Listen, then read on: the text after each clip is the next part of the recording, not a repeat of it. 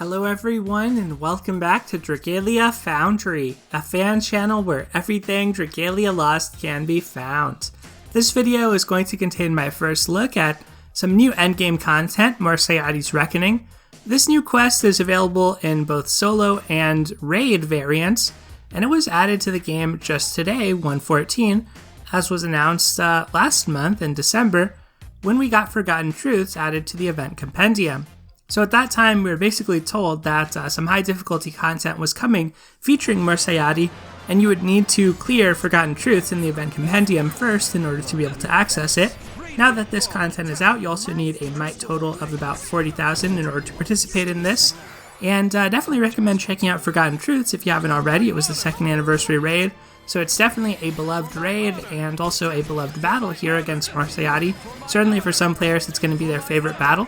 Pretty cool to see this kind of transformed into a form of permanent content that's available to play all the time. It's in the same category as the Legend Agito quest, so according to the game's developers, it's considered exceptionally difficult, and I think they advertised it in this month in Dragalia Lost as just being slightly easier than Legend, but still pretty challenging.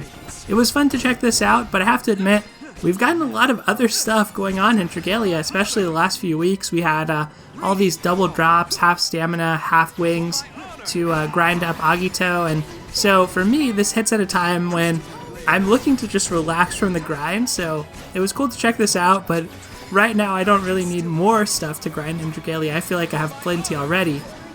Having said that, with this new mode, we also got an expansion to the max level on our elemental altars and weapon dojos.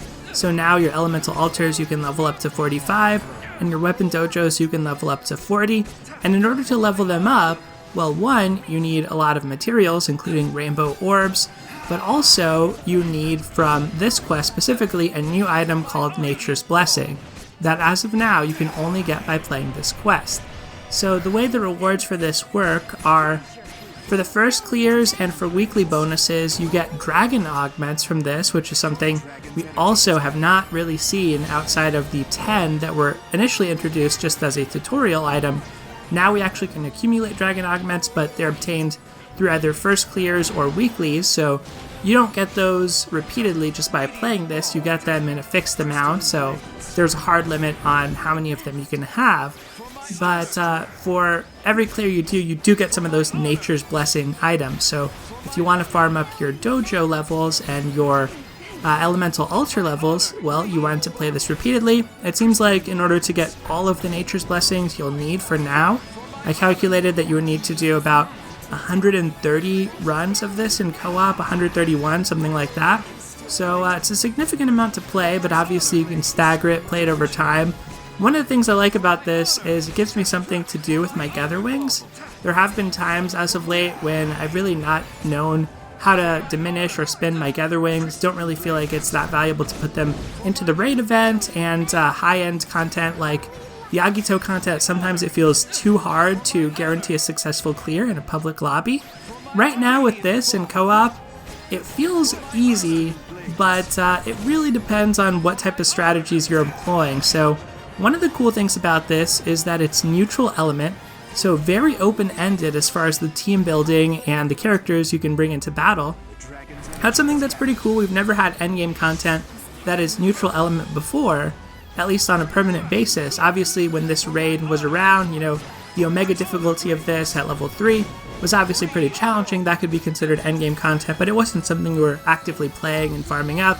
Now we have our first real neutral element endgame quest, and that opens up a lot of possibilities as far as team building. For example, you have to sort of weigh, do you rather have the chain co-abilities in one element, those are usually element locked, or do you want to have a more diversified team across lots of different elements, perhaps because they just have more inherent synergy. So the two most popular strategies I've seen for this so far are more multi-element in nature. One of them revolves around using Gala Mim as a lead. Shapeshifting and dragon transformation in general is just really good in this, so if not Gala Mim, then using Yuden or using Zanefried are also really good options, but Mim seems to be particularly exceptional. The other strategy that seems to be popular, and these two strategies can be used in conjunction as well, is with double buff. So Characters like Pipple, Karina, Templar Hope, Patya, and Grace, all pretty good for this as well. Those seem to be kind of the two predominant strategies right now. For those who are using mono-element teams, it seems mostly to be flame teams. That's what I ended up using here for my first attempt, and just got fortunate that my first solo attempt happened to be a clear. It actually got pretty close, but the reason I went with flame at first was partially because right now flame is just sort of the strongest element as far as having the highest stat weapons with legend difficulty out already, so you can combine and refine the weapons further than in other elements when it comes to Agito weapons. My team here is a little bit sus, but I was trying to go for a double buff mini synergy here with Ramona and Reyna having access to double buffs, and then Lowen kind of providing some, Naveed having pretty frequent iframes, and also having defense buffs built in. On your lead character for solo, I do think that it's helpful to have frequent iframes, although at some point, especially in the second phase that we're in now, these areas of effect get so frequent and they're so often overlapping that it's really hard to have skills up for everything. So I think you kind of have to luck out a little bit on your AI being able to dodge. Maybe Grace is helpful in that regard, but I haven't tried Grace on this content just yet. Also in this phase, you noticed I dispelled there. Morsayati stacks up a lot of buffs on himself, so at this point it's also helpful to have Dispel. Luckily for me, Naveed does have Dispel in his first skill, but I've also seen Yuden and Grace used for this as well to good effect. So in my first solo clear, I was able to get a Deathless, but honestly it's just kind of a slog. It takes a while to get through this content right now. There are faster comps though, and some of them that I alluded to, like the Mim strategies and the double buff strategies, can be faster. They can clear in 4 to 5 minutes pretty reliably. Here, it took me, I think, the full 8 minutes. We really got down to the wire as far as almost running out of time, and I was trying to play sort of defensively, but not too defensively. I was using a lot of my skills on cooldown. I just wanted to make sure none of my characters died, so I wouldn't have to repeat this. Basically, I think that with the solo variant, the only thing I really have to say about it in a meta context or sort of in the setting in which it's arrived is, like, I already don't really have a lot of honey to spend on just finishing up Agito and doing everything else. So I feel like this will be something I rarely do in solo. It also takes me a little bit longer to do in solo, and there's no option to auto it, unlike with the Agito quests. And even though you can't auto every Agito quest, some of them are easy enough to auto that it's a pretty good stamina sink if you just have a lot of honey that you want to burn through. So this is something I'll probably do on rare occasion, maybe similar to how I treat Legend Volk at this point, where it is really something I just want to clear once a week. But for co-op, if you were a big fan of this raid, I do think it's pretty cool, and if you're more of a hardcore player, like to grind out content repeatedly in Dragalia Lost, this does give you something extra to do. So for those of you out there who are in that more hardcore mindset or really like grinding, hopefully you enjoy this. The amount of materials you need for the high level dojos and elemental altars is pretty significant, so I don't really expect to have those anytime soon. I wasn't even able to finish my weapon bonuses during the half stamina, half gatherwing, and double drop Agito and High Dragons. I still have 3 weapon types that I haven't finished the bonuses for, but I have already finished all the Agito bonuses. It's just 3 weapon types in the High Dragon bonuses that I have yet to finish, and my core weapon bonuses are also incomplete. Here we are at the 3rd phase. Once you get to this phase, unless you somehow die to these red circles, you should be pretty much good. You can go into overtime in this fight at this point. Even if the clock hits 0, once you're in this point, you're going to be able to clear for sure unless you somehow die. And it's all just about breaking these open so you can build up your special skill for this event. And I think I went the extra mile here and tried to break them all open just for fun, but you don't have to do that. Essentially, as soon as that skill fills up on the right side of the screen, you can end the battle at any time you want. And so, yeah, this was solo, just kind of a sponge of a boss, to be honest. It's a lot of attacks that come out that you have to roll through and dodge, but they didn't really add any new mechanics. I do think it is skill testing, but it's more casual, I feel, than some of the Agito fights. Like, it's not that intense. It's just more of a stat check than anything. That's kind of my take on it as for solo. As for co-op, because it's a raid variant, that actually introduces some pretty cool things like debuffs being more effective, buff zones, dragon transformation, and shapeshift prep. So you're going to see some interesting things that my random teammates were using in pubs in co-op in just a second here. So let's switch over to that. Here we are in co-op, and well, this is my first clear. I wanted to share this more for comedic effect than for anything else. Yeah, it went pretty badly for me, as you could see. All three of my AI died. One of them, not even my AI, my lead unit, Naveed, and so I was just left here on Ramona. Half of mine to just let Ramona die to some of these attacks here too, so it would be a complete carry. They also died pretty early in the quest. So after having this experience for my first pub run and first clear, it made me feel like this isn't too much of a challenge. If I could let all my units die and my pub teammates still carried me completely. This is also why I've gotten some criticism in the past, you know, why do you play on Discord and not in pubs? Well, honestly, just trying to spare pubs from myself. I mean, this is why people say pubs are so bad. Players like me, three of my teammates down.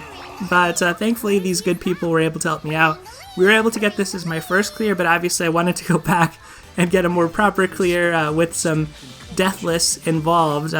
Yeah, so that was kind of sad as my first run, but it worked. And I suppose that tells you how much slack there is if you actually want to do this. One thing to note, you do want to try to get your weekly bonus in co-op, not solo, because you get more dragon augments. For co-op, you get 15. For solo, you only get 10. And thank you to those people there who helped me with my first clear. Here was my second clear. I'm just going to share a snippet from this. This is where things went wrong in this clear, so it ended up not being deathless.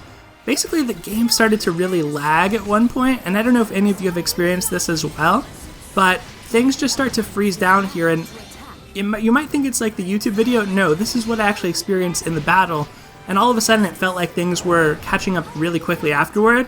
Unfortunately, as a result of that, was not able to get out of that AoE there as Yuden. I'm burning, Ramona's almost dead, I try to heal, but I wasn't in time to heal her or even iframe for her. So this run ended up being a clear, but just wanted to share that's where that one went wrong. But this did get me so I had only one teammate die in a clear. And then finally, this last run here is the one that ended up being my deathless. So I'll play this one all the way through. I had changed a couple things in my team. I switched Naveed to Yuden. Basically just thought Yuden would be a little bit better with the dragon transformation stuff. Synergize with the rest of the players on my teams, or on the other teams here in this raid. And yeah, it worked pretty fine. Yuden also has frequent iframes. Gayla Mim seems to be really good for this, and it seems like no coincidence that she's on a Summon Showcase right now. Gayla Mim's an interesting character. She's not somebody that I've really ever thought super highly of, because back in the day, you know, Gayla Mim was not a character you would want to see or even see often in and then you see some slowdown there again. But Gayla Mim was not a character you would see often in Midgardsormr's Trial, right? That was not a character you would want to have in Master Midgardsormr at all. And yeah, she would show up sometimes and sort of be fine. She would take some time to build up, but you really didn't want to use her too much. And in raid events, she is absolutely amazing. And even now in regular content, I would say since version 2.0, she seems to have gotten a lot better. Definitely a character I've slept on. I'm not really too big of a Mim fan, as I know some people are like really big fans of Mim. I do have her and I've built her. I mainly used her to farm up some expert Volk, but frankly she is pretty good for this. So if you were considering summoning for her and you don't mind skipping out on Persona, this could be a decent justification to get her. Remember that you only need to clear this right now 130 times or so to get all those Nature's Blessings, and from then on it's just the dragon augments, but you only get those as part of the weekly bonus, so it's not like once you finish playing this that many times you'll need to really repeat it too often. You could farm it out just because you like it or because you think Nature's Blessings will be used in some way in the future, but otherwise I think a lot of people are going to start to sit this mode out, so it might be good to kind of try rush in while really strong players are still active in lobbies at the moment. Anyway, this co-op run seem pretty similar to solo for the most part. I can't really tell if there's any unique or special mechanics about co-op. One thing is the gauge management gets a little bit more intense, I guess. Morsayati's more effectively able to fill up that shadow gauge that's below his name, so that is something to consider, but in general it doesn't really seem to change anything, or at least I haven't been able to tell that it changed anything in the runs I've played so far. I think that if you just use your light strike on cooldown, you should be pretty good. And now we're attacking the weak point. We're going to switch to phase 2. This was a pretty good team I found. It already looks like people are sort of coalescing around double buff strategies, dragon transformation strategies. I definitely joined some rooms by this third clear where people didn't want me in the room. They were looking for the Flame Lance specifically.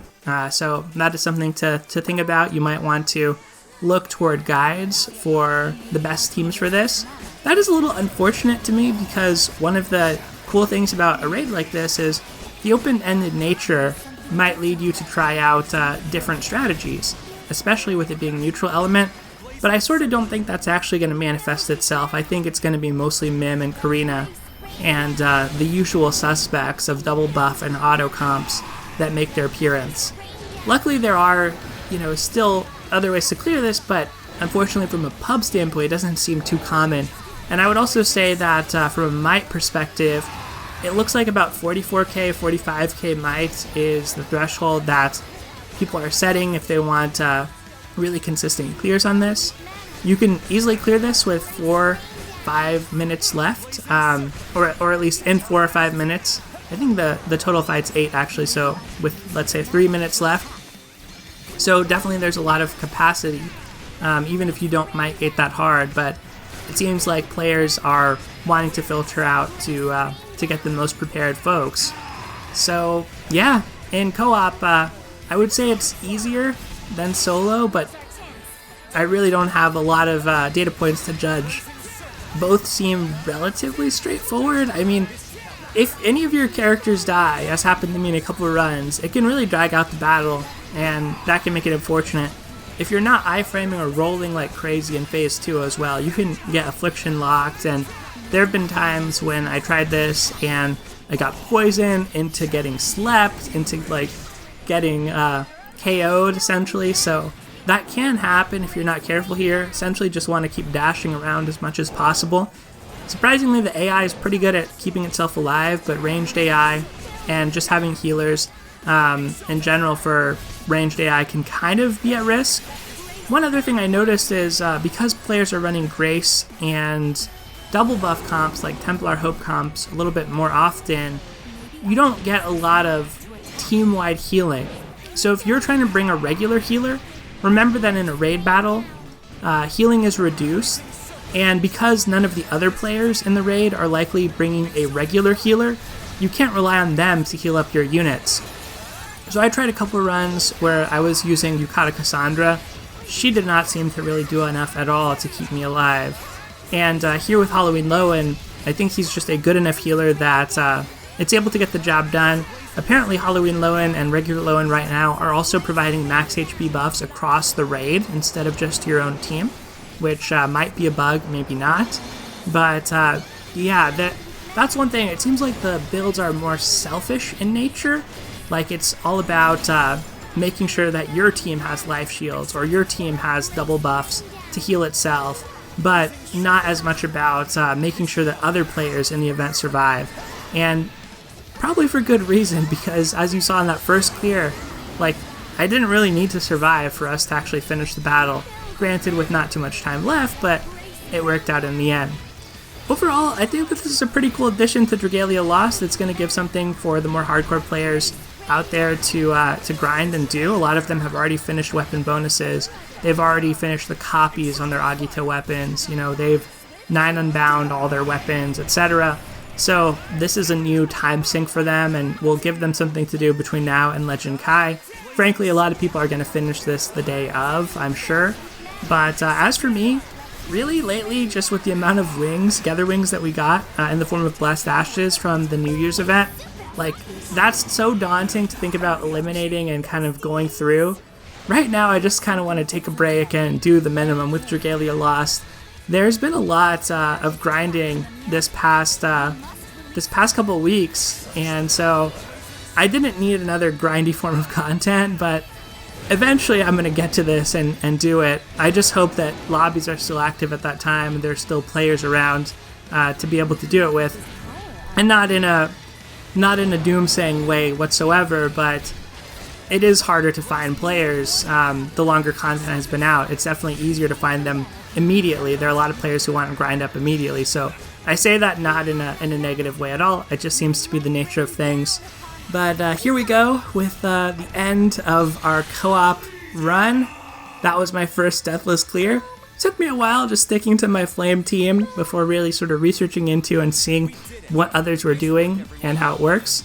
I'll link to a guide in the description below by another content creator, Rain on X, that I think is pretty helpful. He does a lot of guides on endgame content and building teams for it. Hopefully that helps you out if you're struggling with this.